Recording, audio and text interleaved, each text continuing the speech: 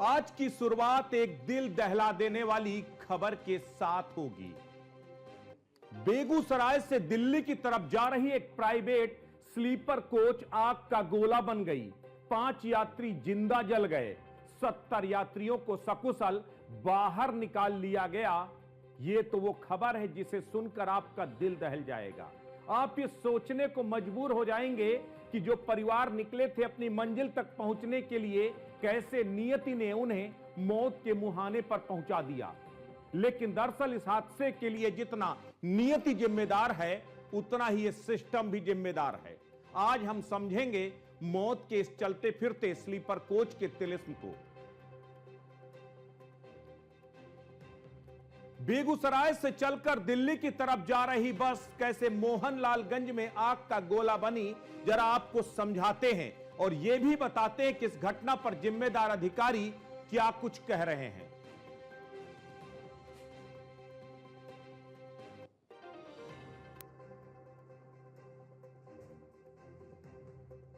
उत्तर प्रदेश के परिवहन मंत्री दयाशंकर सिंह कह रहे हैं, रास्ते में पड़ने वाले सभी जिलों के अधिकारियों के खिलाफ जांच की जाएगी, उनके खिलाफ कार्रवाई होगी। आखिर कैसे सिस्टम की नाकामी लगातार बेगुनाह जिंदगियों को लील रही है, पहले आपको दयाशंकर सिंह जी का वो बयान सुनाते हैं। रजिस्टर्ड है ये बस, इसका परमिट भी 2023 से फेल था और उसमें अचानक आग लग गई। उसका जो इमरजेंसी कैमरे पे बल्ब की है उतर ही पाई, उसमें 5 लोगों का ध्यान करने की खबर है। जो लोग घायल थे और उनको जो है अस्पताल पहुँचाया। बागपत में रजिस्टर। तो परिवहन मंत्री ने जांच के आदेश दे दिए हैं कि आखिर इतनी खचाखच भरी ओवरलोडेड ये स्लीपर कोच कैसे फर्राटा भर रही थी बेगूसराय से दिल्ली तक के लिए। अब जरा एक मैप के जरिए आपको समझाते हैं, क्योंकि दयाशंकर सिंह ने कहा है कि रास्ते में पड़ने वाले जितने भी जिले हैं उनके अधिकारियों को हम लोग आइडेंटिफाई करेंगे और जांच करेंगे। अब सबसे बड़ी बात यह है कि ये जो मैप आपको दिखा रहे हैं, दरअसल ये मैप बेहद अहम है। बेगूसराय से एक एक शहर होकर के गुजरती हुई ये जो बस है वो जा रही थी। बेगूसराय से समस्तीपुर, फिर मुजफ्फरपुर, फिर सीतामढ़ी, उसके बाद गोरखपुर से उत्तर प्रदेश में दाखिल होती है। गोरखपुर, बस्ती और उसके बाद लखनऊ आता है और लखनऊ में आकर के शहीद पथ में यह आग का गोला बन जाती है। तो जिस तरीके से यह पूरा हादसा हुआ, उसने कई सवाल अपने पीछे छोड़ दिए हैं। सवाल यह है कि आखिर यात्रियों की अधिकतम क्षमता क्या होती है, आप सोच के देखिए। 60 सवारी से ज्यादा किसी भी स्लीपर कोच में, कितना भी बड़ा हो, लेकिन वो 60 सवारी से ऊपर नहीं आती। आखिर इसमें 75 से अधिक सवारियां कैसे भरी हुई थी? 75 से ज्यादा सवारियां एक प्राइवेट स्लीपर कोच में। अब आप सोचिए कि कितनी तादाद से ज्यादा खचाखच भरी थी ये प्राइवेट एसी स्लीपर कोच। अब आपको बताते हैं कि आखिर हम इन प्राइवेट एसी स्लीपर कोच को मौत का सफर क्यों कह रहे हैं। पहले आपको समझाते हैं कि आखिर कैसे प्राइवेट बसों को परिवहन महकमा परमिट जारी करता है। दरअसल एक बेसिक चीज समझ लीजिए कि जब भी कोई प्राइवेट बस, परिवहन जो सरकारी परिवहन से अतिरिक्त जो प्राइवेट बस जब चलती तो उसके लिए परमिट जारी होता है। परमिट 2 तरह के होते हैं। एक परमिट होता है जो स्टेट जारी करता है और दूसरा नेशनल परमिट होता है। जो स्टेट जारी करता है उसे कॉन्ट्रैक्ट परमिट जारी कहते हैं और national permit central transport department जारी करता है। सेंट्रल ट्रांसपोर्ट अगर जो नेशनल परमिट जारी करता है उसकी त्रैमासिक फीस होती 90,000 रुपया, यानी 1 साल की 3 लाख रुपए। अगर महीने के हिसाब से करें तो तकरीबन 30,000 रुपया महीना उसकी फीस होती है। और जो कॉन्ट्रैक्ट परमिट होता है उसकी फीस सिर्फ 6200 रुपए प्रतिमाह होती है। अब होता क्या है, दरअसल ये जितने भी आपकी जो है स्लीपर कोच ट्रेवल्स चल रहे हैं, ये सारे लोग, पहले आपको एक बार डिफरेंस बता देते हैं नेशनल कॉन्ट्रैक्ट परमिट और एक कॉन्ट्रैक्ट परमिट में क्या अंतर होता है। जो नेशनल परमिट होता है वो पूरे देश भर के लिए मिलता है। उसके जरिए आप ट्रांसपोर्टेशन कर सकते हैं, यात्रियों को ऑनलाइन और ऑफलाइन आप बुकिंग कर सकते हैं और यात्रियों को ले जाकर के आप घूम सकते हैं। लेकिन जो कॉन्ट्रैक्ट परमिट होता है, जो स्टेट डिपार्टमेंट देता है, वो आपको शादी, ब्याह, बारात या फिर किसी बुकिंग के लिए देता है, यानी कि आप एक जगह से पूरे परिवार को उठाते हैं, उसके बाद उसको दूसरी जगह जाके ड्रॉप कर देते हैं। ना तो आप ऑनलाइन बुकिंग कर सकते हैं, ना ही आप जो है वहां पर पैसेंजर्स को जगह जगह से उठा सकते हैं। लेकिन दरअसल इसी कॉन्ट्रैक्ट परमिट के जरिए ही हजारों की तादाद में ये जो प्राइवेट बसें हैं वो यात्रियों का संचालन करती हैं। और यात्रियों का संचालन केवल ऐसे नहीं होता, बल्कि बाकायदा ऑनलाइन ऑफलाइन सब तरीके की बुकिंग, बाकायदा जगह जगह पे आपको ट्रेवल्स के बड़े बड़े बोर्ड आपको लगे मिल जाएंगे जहां पर आप जाकर के बुक कर सकते हैं। लेकिन इसके जो नियम हैं वो बेहद सख्त हैं, लेकिन उन नियमों की परवाह कौन करता है। अब आपको बताते हैं दरअसल नियम क्या क्या है।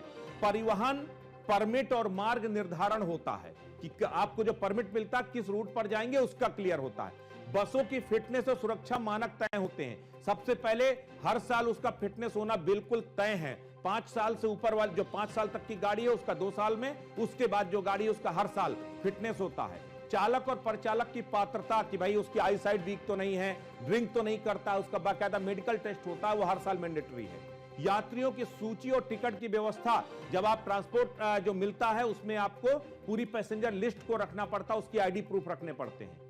टर्मिनल और पार्किंग की सुविधाएं, उत्तर प्रदेश में निजी बसों के लिए अलग अलग डेडिकेटेड टर्मिनल बनाने की नीति बनाई गई, जिसमें 70% खुली और 30% कवर जगह दी गई। तो इस तरीके से ये तमाम नॉर्म्स हैं।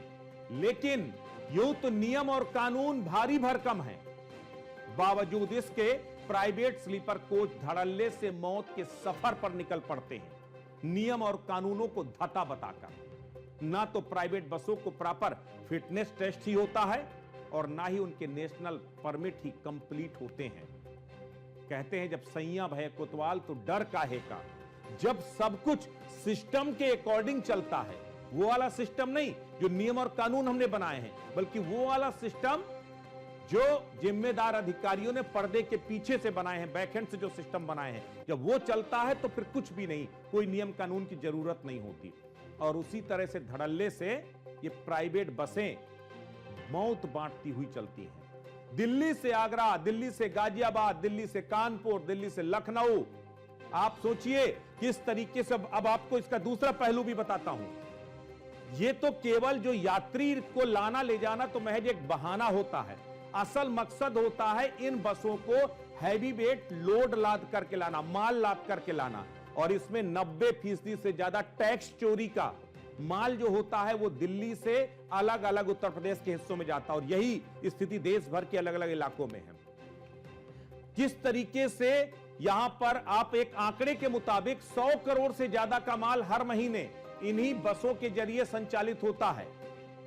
मैं कहूंगा जरा कुछ तस्वीरें भी दिखाइए कि किस तरीके से ओवरलोडेड माल लेकर के ये गाड़ियां चलती हैं।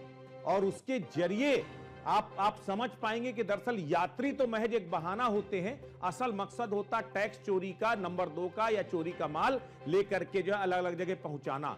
और बाकायदा सड़कों पर जीएसटी का प्रवर्तन दस्ता होता है। आरटीओ से लेकर पुलिस तक का महकमा सड़कों पर गश्त करता है, लेकिन किसी को नहीं दिखता। कार्रवाई के नाम पर सब जीरो होता है। यानी सवारियों के आड़ में टैक्स चोरी के अवैध माल का संचालन धड़ल्ले से होता है।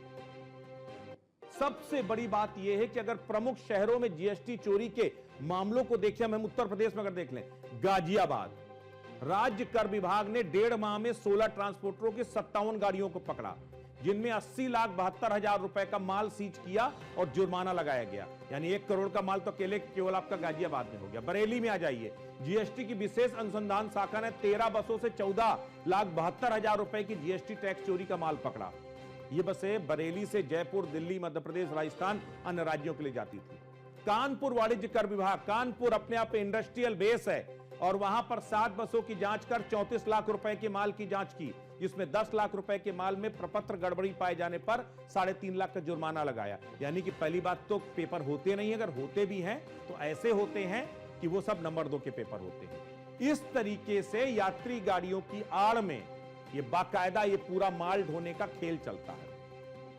पेटीएम से लेकर रेड बस तक ऑनलाइन ट्रेवल्स ऐप से भी धड़ल्ले से डबल डेकर बसों के एक स्लीपर कोच की सवारियों की बुकिंग की जाती है, जबकि नियमों के मुताबिक केवल नेशनल परमिट में चल रही गाड़ियां ही इस तरह से बुक कर सकती हैं, लेकिन जब कोई देखने वाला नहीं है तो इसीलिए सब कुछ धड़ल्ले से चलता है, क्योंकि परिवहन के अधिकारियों को इसकी सुध नहीं होती, ना ही किसी दूसरे महकमे को घटना के बाद ही केवल कार्रवाइयों की याद आती है।